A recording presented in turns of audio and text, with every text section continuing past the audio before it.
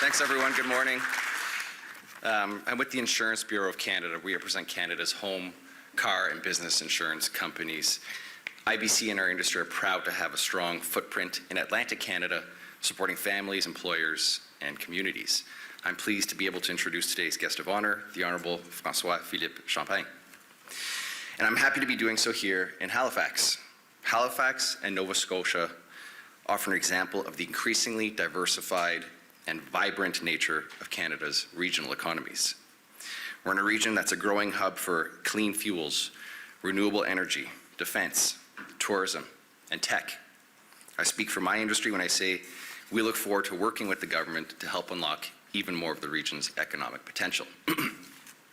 Now, today's speaker is a man who knows a good deal about spurring economic growth. Minister Champagne's resume is dotted with a series of impressive political accomplishments. He negotiated the Canada-European Union trade agreement. He helped attract major investments in Canada as Minister of Industry. And in his first budget as Finance Minister, he outlined an unprecedented plan to catalyze $1 trillion in investments over a 5-year span. Now, before I formally introduce the minister, I'll offer a small aside.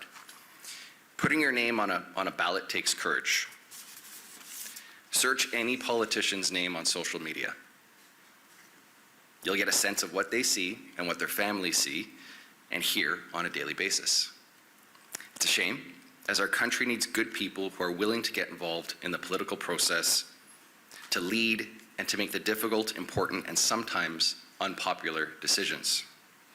And so to you, Minister, and to everyone who's put their name on a ballot, thank you for having the courage to show up and serve.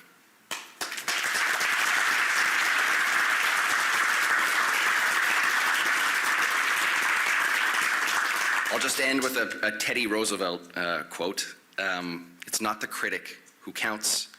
The credit belongs to the man who is actually in the arena, who strives valiantly, and who spends himself in a worthy cause.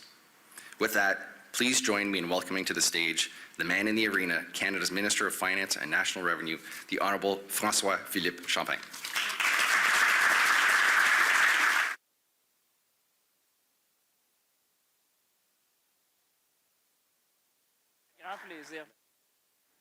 Wow, what an introduction, huh? What an introduction.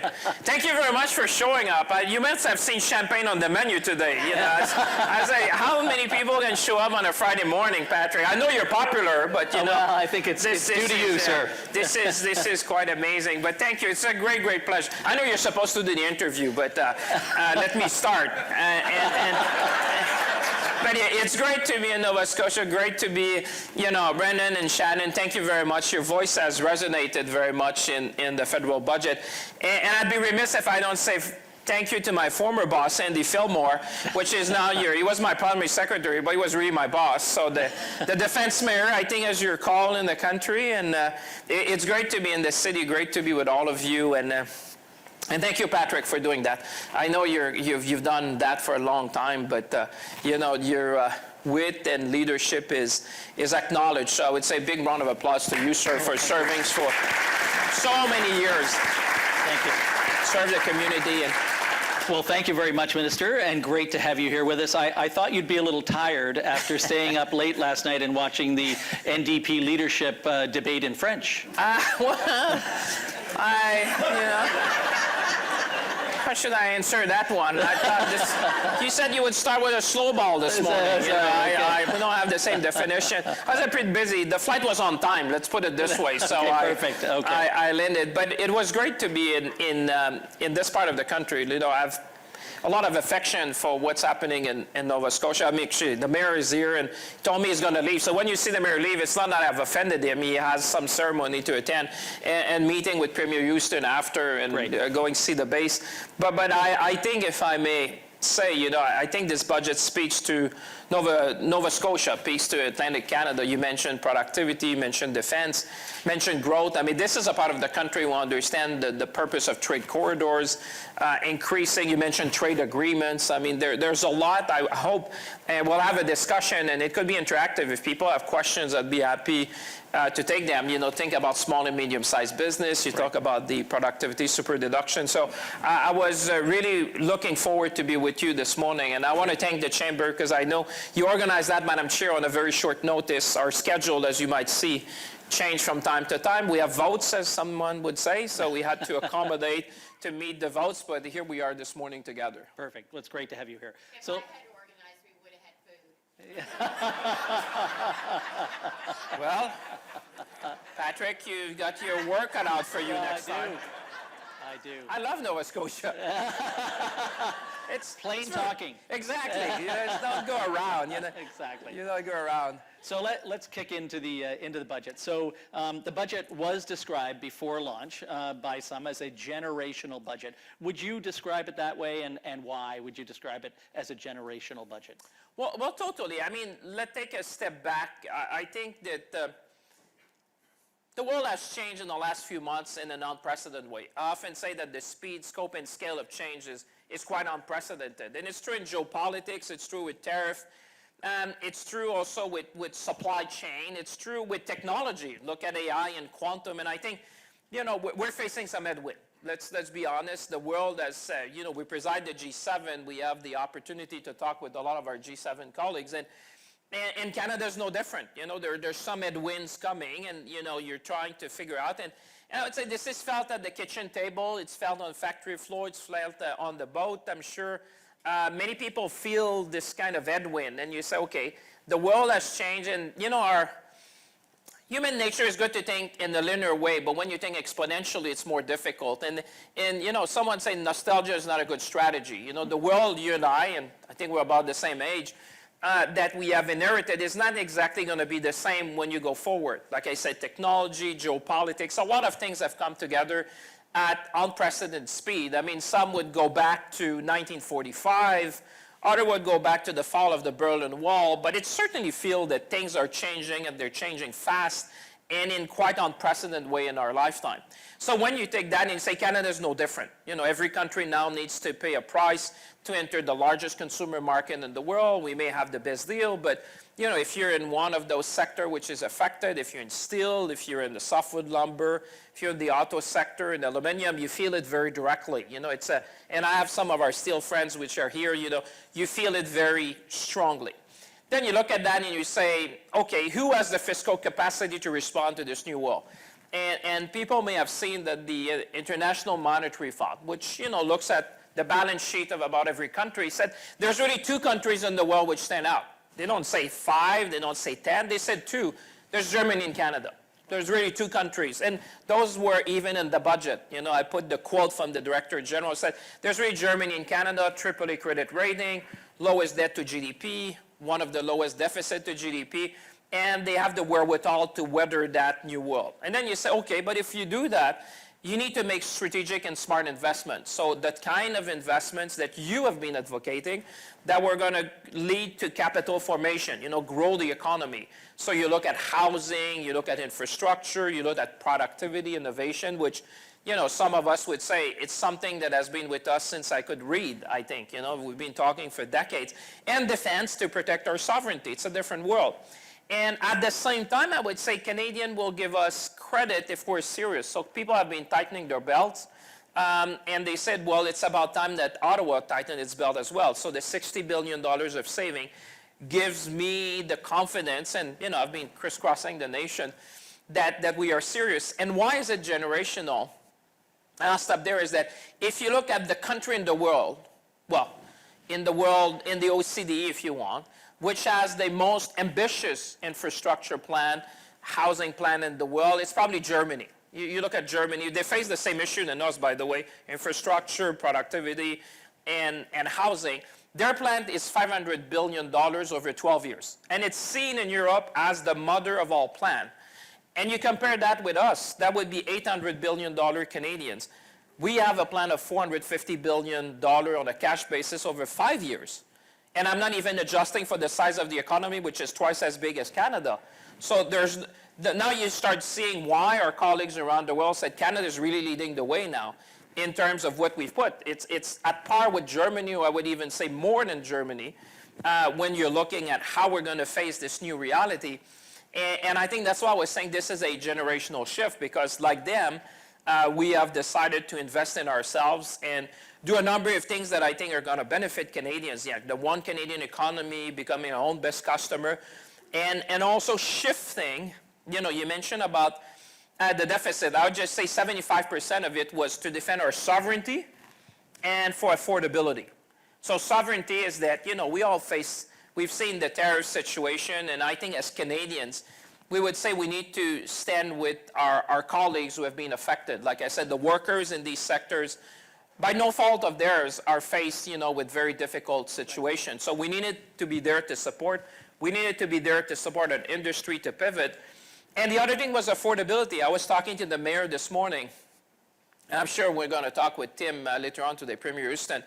But, people have said, yes, we understand your view about the future, but what about the end of the week? What about the end of the month? Because that's for a lot of folks, that's the reality. And so the other part of the 75%, about 40%, was the tax cut and helping first-time home buyers and making sure that, because for me, affordability starts with housing, affordable housing.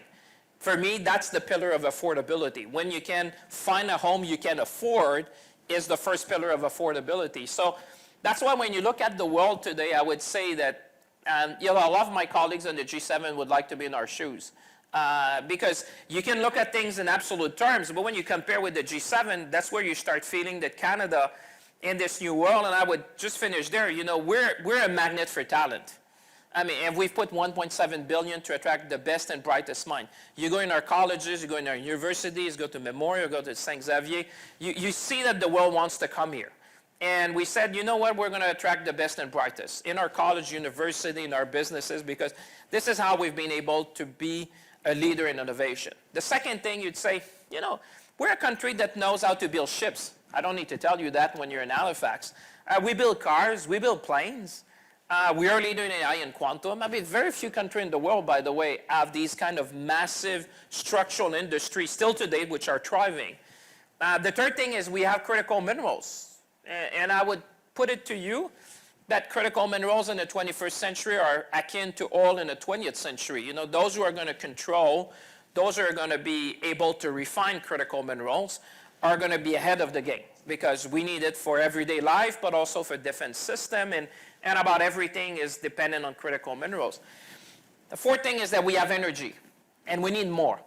And Wind West and everything that, you all have been advocating, offshore wind, onshore wind, everything that we can increase our stock of energy is going to be key because, people often say that demography is destiny, but I would say energy will put you in the right place in order to be able to electrify as the world is going. And lastly, and you were kind enough to mention that, but Canada is the only G7 country which has a free trade agreement with all the other G7 nations. So that gives you access to 1.5 billion consumers on a preferential basis. So when you look at the world, you see the headwind, you see the fiscal capacity, you see the strategic investment, you look at our foundational pillars of our country, and that's why I feel confident about the future. I've never been more confident. Not going to be easy, but I think this has been kind of a generational wake-up call for all of us to say, this is our moment to do more together, be our own best customer, build one economy, make our trade corridor more fluid so that we can double our exports to overseas market. And that's why I have this great confidence in Canadians and Canada, because it's a new world. But in this new world, when you look at the strong foundation we have a lot to be confident and a lot to be hopeful together. And I would absolutely agree with all of those comments. Sorry, not all. Hope you Specifically took the that last in one. camera, I should sir, never by the agree with way. everything. It's going to be in the evening news, I don't get that very Darn, often. now I've done it. But I would certainly agree there's a lot to be said for optimism and for the future. Just drilling into some of the tactics in the budget did introduce a productivity super deduction, which lets the businesses in the room and businesses across Canada expense a wide range of investments like machinery, clean energy equipment, and data infrastructure much more quickly. How will the super deduction influence business investment and productivity in Canada? Well, you said it better than me. I went back, actually, believe it or not, AI allows you to do that, to 1867, looking at the various budgets that were presented since then and how they were framed. And I really thought that ours was an investment budget, that was the shift, that we're presenting a new framework and presenting the difference between capital investment and spending. People get it. You go to the grocery, you spend, you buy a house, you invest. And I wanted to be more transparent with Canadians. I think it's about time that we make that kind of distinction, which, by the way, again, allow me to refer to the IMF, the International Monetary Fund. But they said the way Canada has done is that everyone else should do it. And also shifting to November for the construction season. It's about time. I've been advocating that. Andy was with me when we're in infrastructure. We present a budget in April. How do you're just missing the whole construction season. Right. We have no time to waste. So getting back in November, actually the IMF said she said that all the G7 would follow Canada, both in what we've done in terms of presenting the budget for more transparency and the timing of it, so that provincial budget, entrepreneur, construction workers, everyone knows the picture. You start that in November, everyone can adjust, they know where it's going. So I think for me that was a key deliverable as well. When it comes to the productivity super deduction, I mean, I have to say that because when you're in Atlantic Canada, particularly in Nova Scotia, Canada today is the most tax competitive jurisdiction for any new investment. We have the lowest tax rate for any new investment, not just compared to the US, which we are, but of the G7. We're 13.2 about. That is significant because when we made the budget, we wanted to make sure what they call the marginal effective tax rate. So those who are in finance or the CFOs in the room would know, when you're looking at allocating a dollar, you look at these things, and today Canada is the lowest tax jurisdiction for new investment. So that was a key message to businesses to say, we want you to invest in Canada. And the productivity super deduction, when you're in a region like that, whether you're in biotech, whether you're a startup in defense, whether you want to build a new plant or equipment, machinery, invest in patent, invest in AI, immediate deduction. I mean, this is cash flow on day one. This is the most competitive. And we compare that also to the one big beautiful bill south of the border. And I can tell you when you look at that, we did a chart in the budget, and you compare these two things and you really see now how Canada is the most attractive jurisdiction for that and how you boost that, because if you can do the immediate expensing, as you would have advocated for a long time, you're really boosting its cash flow immediately and enticing people to adopt new technology to deal with our productivity and competitiveness, adopt new technology also in the clean field. I know we have a lot of technologies here, green technologies that have been developed here in Nova Scotia in particular. So for me, when I say this is a budget that speaks to Nova Scotia and Atlantic Canada, is that when your strong foundation is around defense, when it's around food, when it's around small and medium-sized businesses and biotech and technology, that's how you see yourself. And I would say, I'll finish there, that looking back at what we announced yesterday, I think that people start to see more and more. I can tell you, when you got these G7 meetings, you feel it all the time. I was just in Washington. The nexus between energy security, food security, economic security, and national security. And more, I can tell you, colleagues around the world looking in the lens like that. You know, national security or economic security is part of national security, food security is certainly part of it, and energy security is part of it now. So I think moving from reliance to resilience is a good thing for Canada. I mean, anyone in finance would say diversification is king. And maybe just because we've been blessed by geography, let's admit it, you know, we're surrounded by 3 oceans. We have proximity to the largest market in the world. We have been in a part of the world which has been blessed with peace and stability and predictability and a very strong rule of law, which has made us, you know, trade on a north-south basis, you know, for decades. I come from Shawinigan, by the way, so it's not new, you know. And now we need to think more east-west and reorganize ourselves in a way like the Atlantic Loop and a number of things we need to do more for ourselves. And that's why I say, you know, I'm so confident. Think about, you know, being our own best customers. Andy would know I've been advocating for so long. It's been 10 years in Ottawa. Looks like a long time. And, you know, the Metro in Ottawa used to be open by default. And I was like, why not Canadian by default? I mean, the world has changed. We don't need to be the Boy Scout in the room.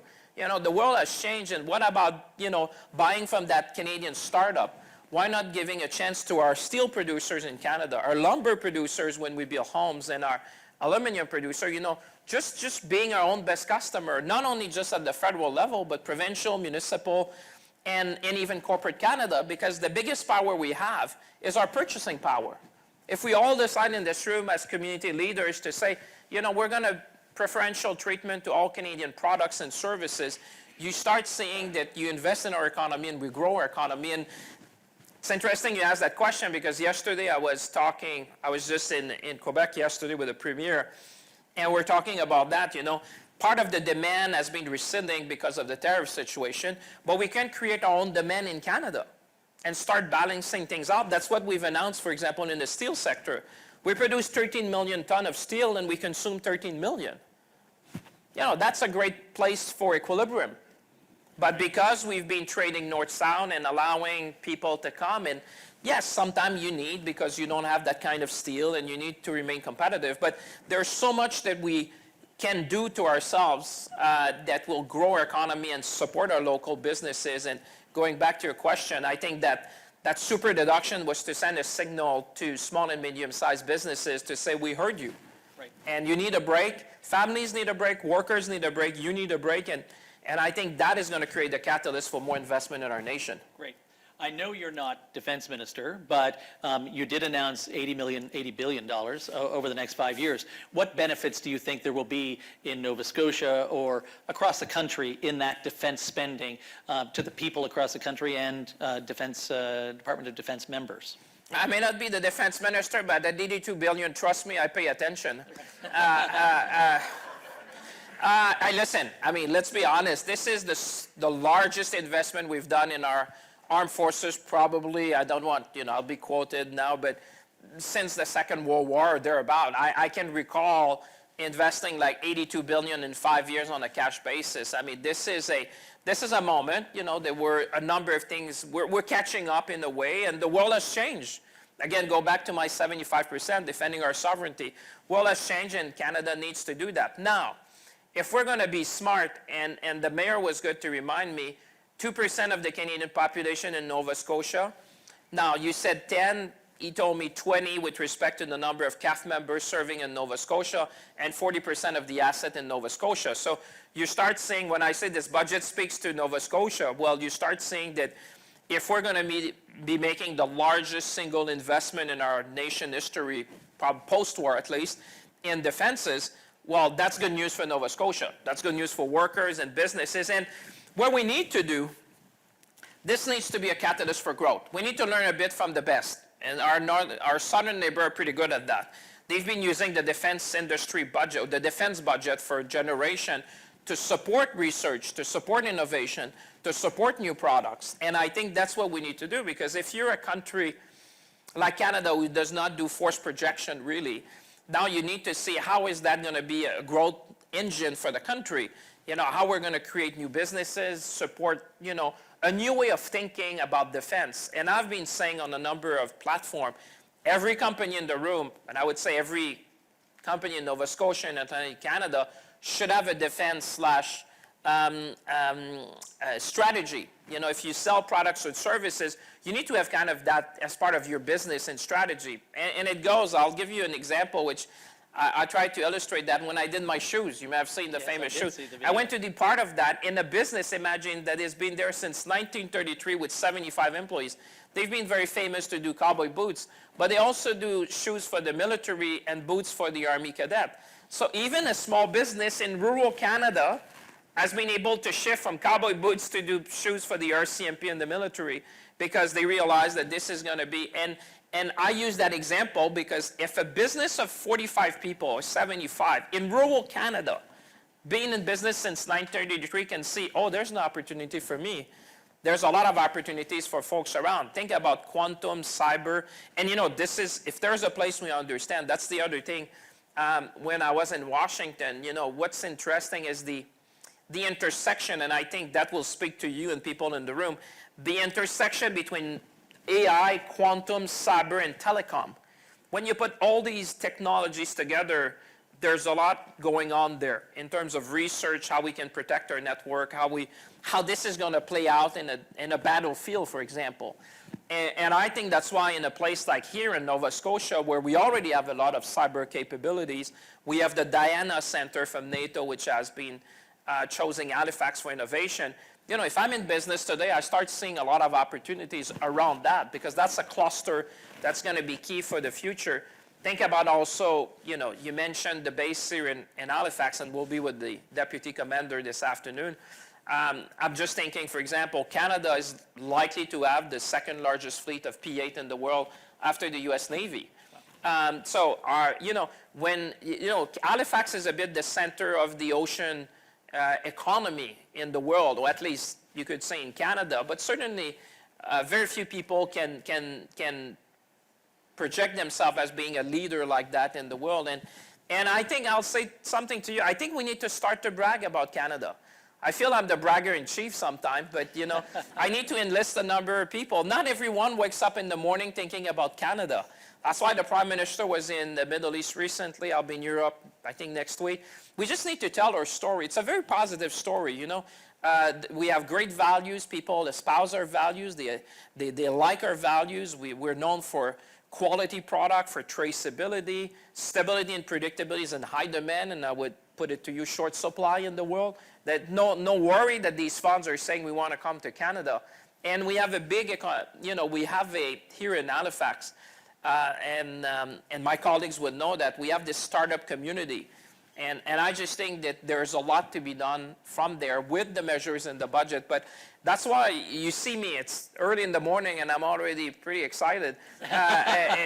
It's when you're here, you have to seize the moment and see, you know what, this is the place where it's a different world, but it's a world when you have what we have here in Halifax and in Nova Scotia that you could feel confident. That's great. Can you put in a good word for us about Halifax becoming the new center for submarines? Well, there's a mayor who mentioned that to me. How do you call that? Like, what would you say, Mayor? You call that the defense city, or? Canada's defense city. Canada Defense City. There you go. Yeah, no, I mean, trust me, that's the first thing you told me when you walked in. Made sure I didn't forget, you know. Okay. No, but I mean, there's a lot going on. It's the maintenance of the submarine. It's the P-8 for folks who are not in the military kind of world. Those are the planes which do coastal reconnaissance, actually tracking the submarines. Kind of interesting. That's how things work. You buy submarines, others buy planes to track submarines. So we track other people's submarine. But we have a lot of assets, and it all starts with people. And I think that's one thing I'll talk to Premier Houston. We really need to, I want to applaud all those who are in their colleges, universities. I met some of them. We'll need the people. We'll need the skill. We'll need the know-how.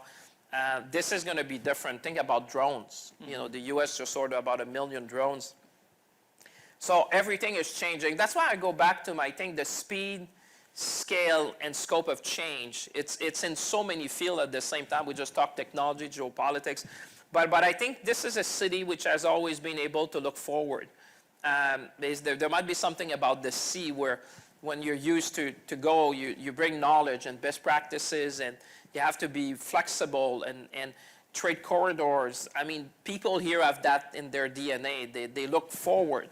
And I think that's why when I see all these things, for some it might be frightening. For others, it might feel like an opportunity. And I think for people in this room, that sounds more like an opportunity to say, okay, all of this is changing, but you know, I can see where we can have, and it's not just Canada. I'll finish there. You know, again, I go back to the G7. I think we had lunch recently, and we were kind of looking, if you combine the G7, just part of NATO, it's the opportunity may be about 4 to 5 trillion on the defense. I mean, again, it's large for Canada, but if you put it in a G7 kind of NATO, and I'm not even including all the NATO countries, but it just gives you a size of magnitude of the business opportunity you can find. It goes way beyond Canada, because if you have a product with Diana that can be, I'll give you an example. You know, NATO has decided to move away from the AWACS, which is the plane which you'd see, which is basically a control tower in the sky. They've moved that, and they're looking at, Canada and Saab to provide the global eye. Now, if we do that and we become the NATO standard, that's a huge thing, that means Canada. And to just go back to the Nordic country, because when I'm in Halifax, I'm going to be hosting the G7, the Nordic finance ministers. And you may have seen we had the King and Queen of Sweden just last week. And I reminded the King, I said, if you were to take the economy of Finland, Sweden, Norway, and Denmark, and Canada, we would be the 4th largest economy in the world. We don't think in these terms. We're Canadian. They don't think in these terms either. They don't see themselves big, but I said, if you look at the geography, the values, the location, if we were to pull together, for example, in purchasing, in combination of innovation, they're very much like us, the Swedes, they want to innovate. Saab, Bombardier was an example. We would be the 4th largest economy in the world. That's great. So just think about the opportunities, even with people who share a very similar path, smaller economies in many ways compared to others in Europe, and Canada, G7 country, we appeal to a lot of our partners because we have what they want and what they need. And likewise, we can learn from them. I can tell you when we did the reform of the tax system, like the automatic filing, I'll tell you, big secret, might be in the news tonight, but we learned that from the Nordic country. They do that, automatic filing of tax return. Now, easier when you're a unitary state than if you're a federal state, because obviously there's 2 tax systems in a way which we administer. But it was something that they do there, and we said, best practices. I'll tell you, we had a pilot at the Revenue Agency of Canada. I said, let's move from a pilot to full adoption, which is the automatic benefit, which is also an affordability measure. It's say, if we can cut red tape and file for people, let's do it. And this is the kind of things where we need to do more together, where they're looking, even the UK is looking at how we've presented our budget. It's interesting. People were looking at me and said, oh, you're doing something new. And now we model under the UK model in some ways. And now the Chancellor called me and said, actually, I like your model perhaps even better than ours. So we'll probably model to the Canadian standard, which is, this is how we can make sure we stay on top of the game. That's great. And I think that change will benefit 5 million low-income Canadians, so that's great. I want to talk about the Build Community Strong Fund, which will provide $51 billion over 10 years. I'm sure the mayor is interested in that. Our local symphony is interested in that as well. Yeah. I mean, maybe there's an opportunity for a symphony. So just wondering about the new Build Community Strong Fund for local infrastructure. What is it, and when will it start spending? Well, it started from a fundamental point that municipalities, and we have a good relation with mayors across the nation and premiers. And when I was doing these calls with the provincial and territorial colleagues, they were saying, Minister, part of the big challenge we have is infrastructure. And can you help us to shoulder the burden? And I would say, I always have to remind people, it's not unique in Canada. Look south of the border, look in Europe, everyone is facing kind of somewhat of a deficit of infrastructure. A lot of that has been done in the 70s, infrastructure. You look around, it feels exactly the same that we have. My point about Germany, they had to do, the largest infrastructure investment to just keep up, technology and just keep up the kind of infrastructure that's going to allow us to succeed. The big things we've done in our country, we need to do that again. Think about the St. Lawrence Seaway, right. Think about the railway. I mean, we need to start thinking big again. I hope that's how you feel with me. It's like the sense of ambition. Let's do big things together. What are we going to give to the next generation? I mean, we're working on infrastructure that were built 3 generations ago. And now we just need to catch up, because if you want to succeed, the trade corridors, for example, you need to expand port capacity. We need to do a lot of things, rail capacity. You're not going to double our exports without dealing with the choke points, that we have in our system. So it's all that. So that plan was really to answer a call that say, help us to shoulder that. Because on the budget of provinces, and we have a number, you mentioned a number of provincial colleagues, that burden has become pretty significant. So they said, help us to shoulder that. So we said, yes, because the mayor was right. If you're going to increase the investment in defense, which is good news for Halifax, obviously, and Nova Scotia. But he said, Minister, be mindful that this means more people. We already have exponential growth in Halifax, but if more people come here, we need to have the infrastructure to build a house. So it's the pipes, it's sewage, it's the basic infrastructure that, for many people they don't see, but is essential for functioning of a city. Then the other thing was around health infrastructure. That I've heard very loud and clear from colleagues. They said, help us. I mean, if there's one thing that Canadians talk to all of us constantly is about health, although the provincial colleagues have, they lead on that. We were asked to say, can you help us to shoulder, like refurbish a hospital, a clinic, build new?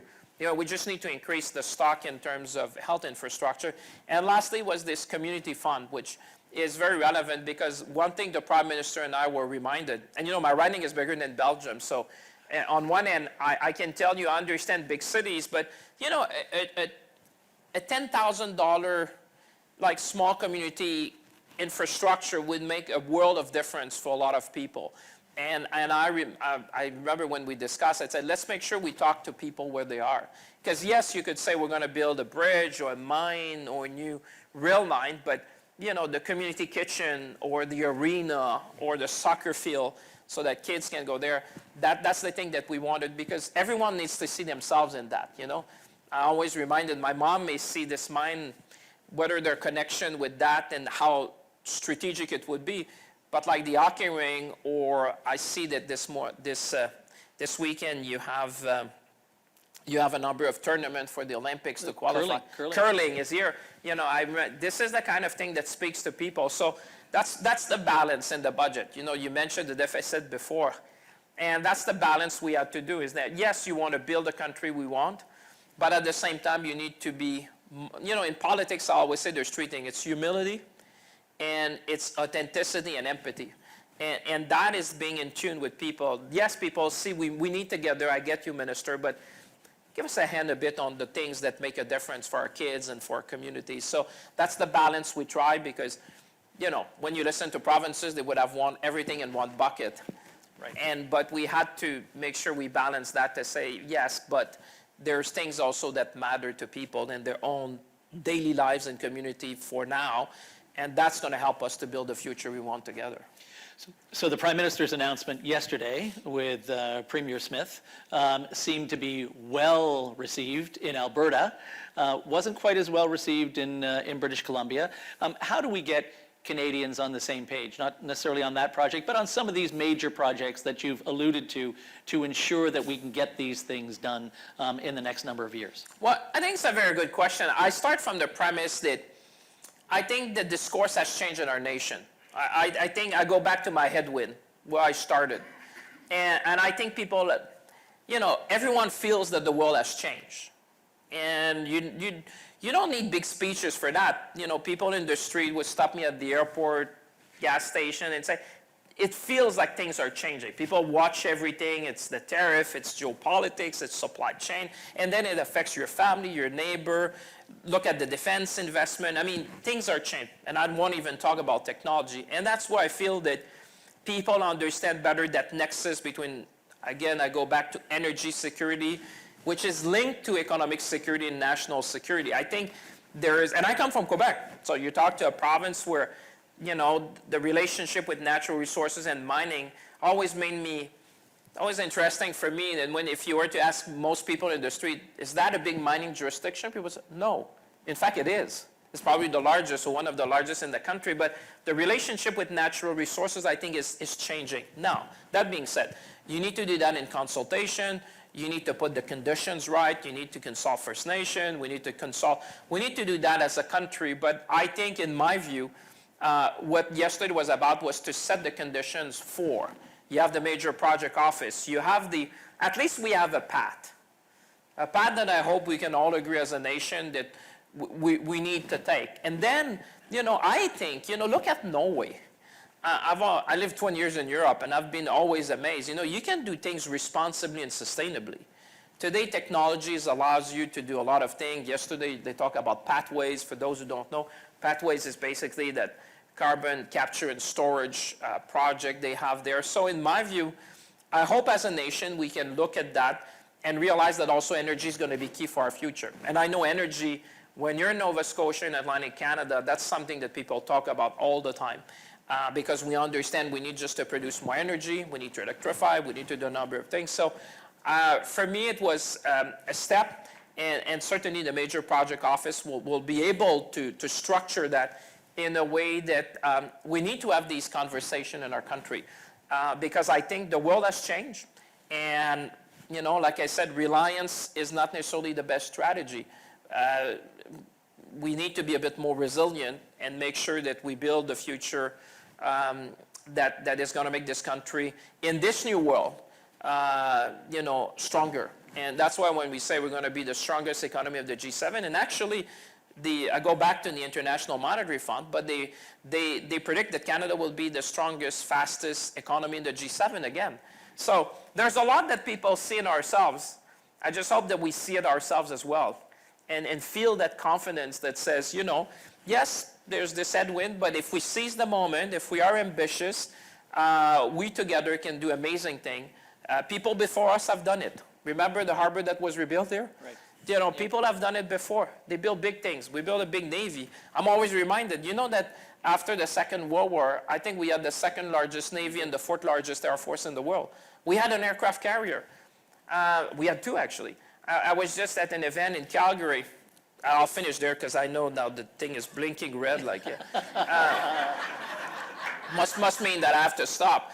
But I was in Calgary doing the Remembrance Day, and they're a museum, and I sat, and that will speak to people here. I was looking at a plane, and this is a plane where the wings were coming. So I said, wow, we had these planes before. He said, yes, they serve on aircraft carriers. I said, wow, yeah, it's true. We have. And I said, I just wish I'd meet a sailor. And the gentleman next to me said, I'm one of them, sir. I serve on the Bonaventure. Right. I was a sailor. Yep. And I said, hold on, so you serve on the aircraft carrier? He said, yes, sir. I service these planes. And I highlighted this man when I did. There was 5,000 people. I said, I just want to say thank you to Sailor Miller, gentleman of a certain age. And I said, he made us remember that we used to do great things in this country. And I'm confident that with all of you, we can do that again. So with that, I just want to say thank you. And thank you, Patrick, for a great morning. And thank you for all of you to have been choosing to spend a few hours together. I know the thing is stopped blinking now. That must mean it's really the end. So thank you very much, everyone, and I hope you have a great day.